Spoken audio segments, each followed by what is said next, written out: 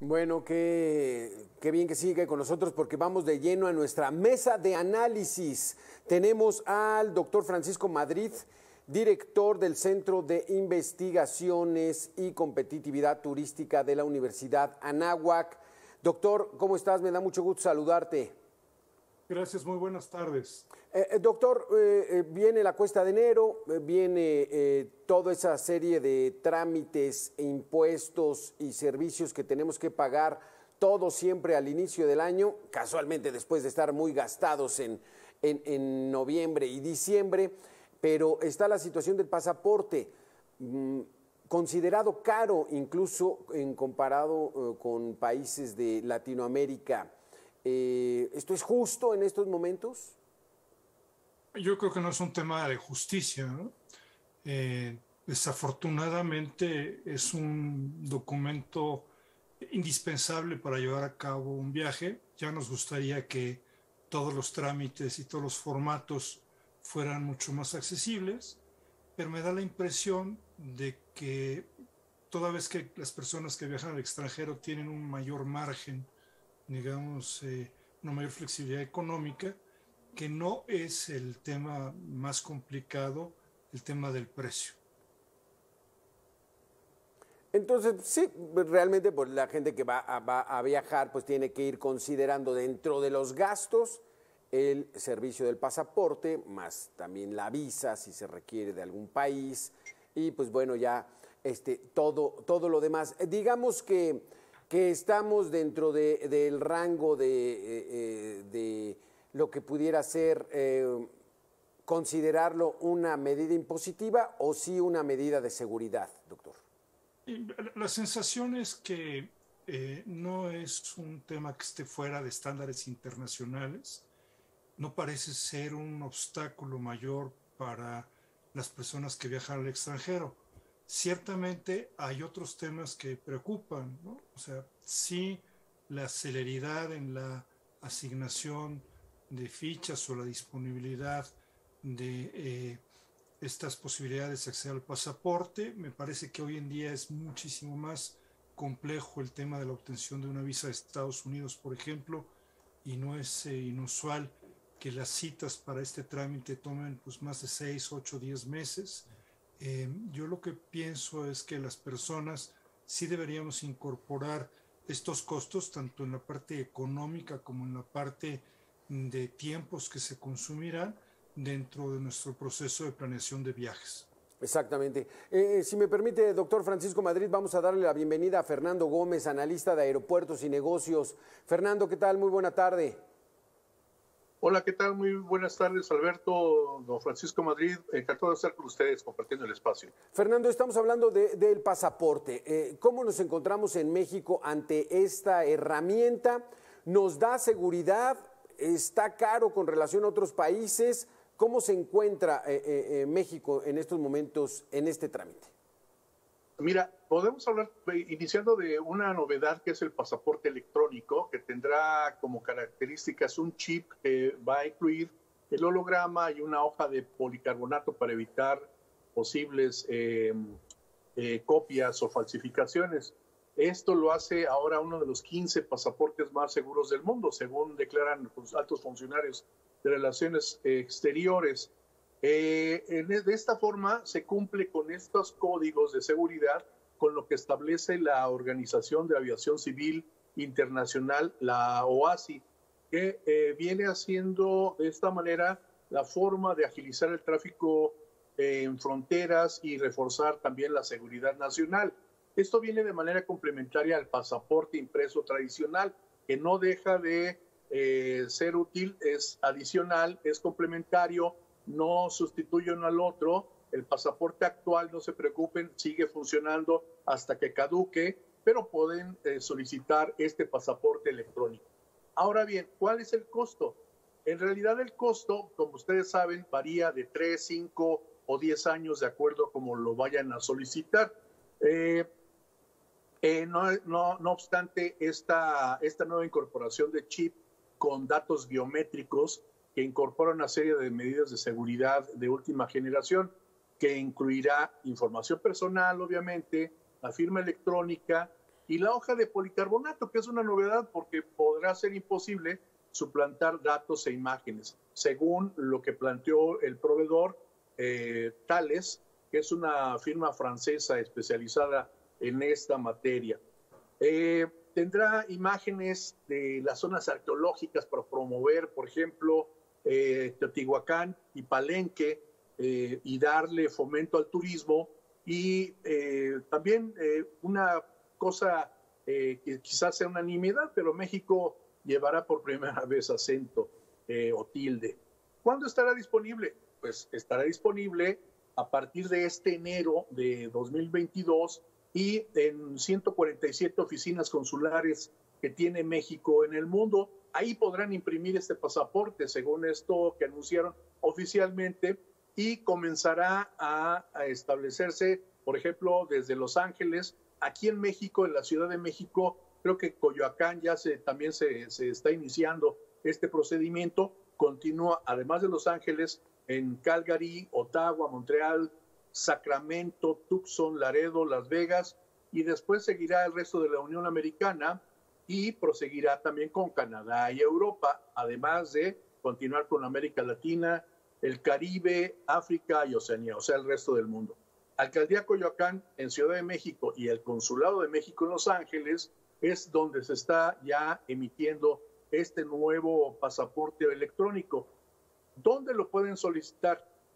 Obviamente tienen que sacar una cita en la página oficial de la Secretaría de Relaciones Exteriores o al teléfono 880-10-773 de lunes a viernes y sábados de 9 a 14 y llevar el pago correspondiente, como se hace con el pasaporte normal impreso, llenar el formato de solicitud de pasaporte y acudir con los documentos a la delegación donde hayan establecido o agendado su cita.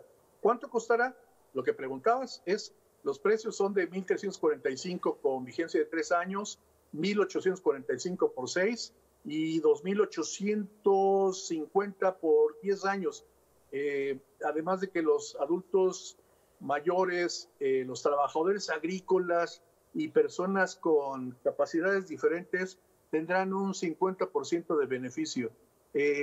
Los menores de edad, por otro lado, no aparecerán sus fotos por cuestión de seguridad, aparecerá la fotografía del padre o tutor con sus datos biométricos hasta donde me entero, y por el momento seguirá siendo válido el actual pasaporte hasta que venza su vigencia. De todas formas, les invito a que vayan tramitándolo porque es una medida de refuerzo en materia de seguridad y para agilizar los trámites en las fronteras. Exactamente. Doctor Francisco Madrid, una de las características que tiene nuestro país es de que mucha gente de los estados de la República tiene que trasladarse para tramitar el pasaporte, incluso venir a la Ciudad de México. Ya lo veíamos en una nota de Veracruz, que las citas más próximas eran en la Ciudad de México, entonces tienen que venir. ¿Cómo andamos en esa situación para la gente de los diferentes estados del país? No, la sensación es que tenemos rezagos importantes. Hay que recordar que durante algunos periodos recientes no hubo disponibilidad para hacer estas gestiones y por eso reiteraría yo que quien esté pensando en viajar en Semana Santa, hacia el verano, y no disponga de este importante instrumento, pues debería estar agilizando el tramitar su cita y eventualmente incluso pues agregar a todo esto el costo del desplazamiento a la Ciudad de México o a alguno de los otros puntos donde hay más capacidades, ¿no? Exactamente. Vamos contigo, Fernando, nuevamente. Sí nos hablabas tú aquí de la Ciudad de México, pero esa complicación que tienen en algunos estados del país. Sí, hay algunas plazas donde se atienden este tipo de cuestiones, Guadalajara, Monterrey, pero sí, tiene razón el doctor Madrid, precisamente hace falta mayores centros de atención porque todo está concentrado en Ciudad de México. Obviamente en el extranjero empezarán a emitir esto, pero sí hace falta que se atienda pues la alta concentración que tenemos en la capital del país para precisamente facilitar, agilizar y llevar a cabo estos trámites de la manera más económica, oportuna y correcta o accesible para todos los sectores de la población. Doctor Francisco Madrid, este pasaporte electrónico ¿Representa una situación que pone a México a la vanguardia, actualizado con otros países? Sí, en este tema, pero desafortunadamente hay que cerrar el círculo. Tenemos un grave rezago en lo que se refiere al trámite de internación al país, porque ahí no se han hecho, digamos, el conjunto de acciones para activar estas máquinas que se compraron ya hace 4 o 5 años, que permitirían tener un ingreso mucho más expedito al país. Me parece que el instrumento del pasaporte está muy bien, pero tenemos que hacer mucho más en esta facilitación de trámites y eventualmente avanzar en todo el proceso de reconocimiento biométrico de las personas. Ya hay algunos destinos, algunos países, algunas ciudades en el mundo en donde el proceso de abordaje de un avión, por ejemplo, se realiza sin que exista el contacto con un documento, sino a través del reconocimiento facial. México tiene que acelerar estas condiciones. Creo que es un buen primer paso el pasaporte, pero en otros aspectos, insisto, vamos muy tarde. Fernando, ¿cómo ves esta situación? Sí, en efecto, en las terminales aéreas, por ejemplo, de Estados Unidos, cuando llegas con tu pasaporte impreso, el pasaporte normal, hay lectores, pantallas, mostradores que de manera automática, sin presencia de personas de migración, te documentan, te escanean tu pasaporte, te registras y de manera rápida e inmediata pues vas saliendo de ese trámite.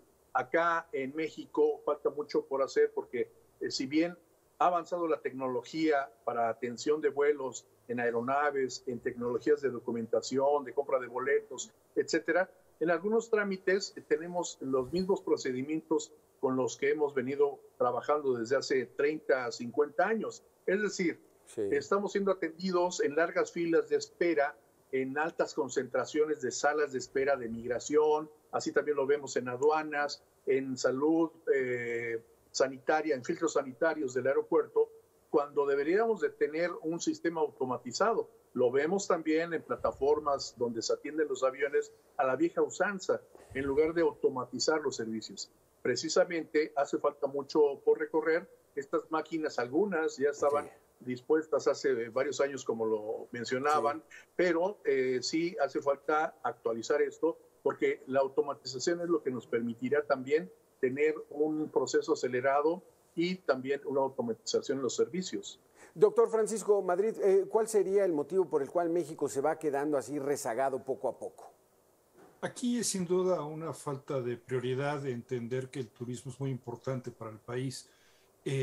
Las máquinas están, existe el software, pero no se ha modificado un artículo de la Ley Federal de Migración, de la Ley de Migración, y por esa razón no están activos.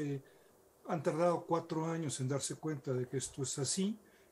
Finalmente pasó ya el trámite en Cámara de Diputados el año pasado, pero en el periodo de sesiones que recién concluyó en el mes de diciembre en el Senado, pues ni siquiera estuvo en la agenda. Es una cosa bastante absurda que México invirtió en tecnología, que México invirtió en infraestructura, pero se nos olvidó hacer el procedimiento legislativo. Y eso pues nos da además el riesgo de que tanto el equipo como el software pues vaya haciéndose obsoleto. Qué barbaridad, doctor Francisco. Y entonces esto, pues como bien dice, no es prioridad toda esa actividad turística para cierto sector del gobierno. Es correcto. El mes de diciembre, con todo y Omicron, el volumen de pasajeros internacionales en aeropuertos como Cancún o Los Cabos se situó por arriba de los niveles de 2019, previo a la pandemia, pero pues desafortunadamente las filas con frecuencia superaron las 2 horas, además con un riesgo de contagio pues por la proximidad, por la no distancia social en los aeropuertos. Me parece que tenemos que poner digamos, como un tema de atención urgente para el país. Claro, y es que la mala señal es de que, pues bueno, teníamos ya el proyecto, bueno, ya la realización, bueno, ya el avance del 30% de un aeropuerto internacional muy grande, muy adelantado, y se echó para atrás y vamos para atrás en algunos casos, ¿no, Fernando?